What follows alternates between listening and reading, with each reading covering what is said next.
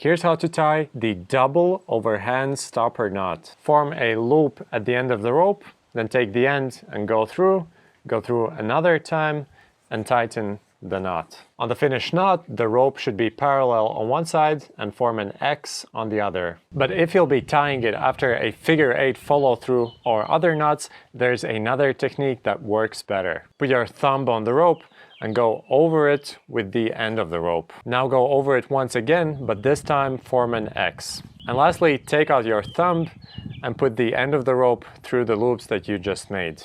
This knot is considered to be one of the best stopper knots because it's strong, it's easy to tie and check, and it's somewhat easy to untie as well. It's most commonly used for securing other knots like the figure 8 follow through and the figure 8 bend. But you can also use this knot to connect two ropes together by making two of these knots in the opposite directions. In this variation, it's called the double fisherman knot. To learn other useful knots, subscribe and check out our channel. Thanks for watching, and I'll see you next time.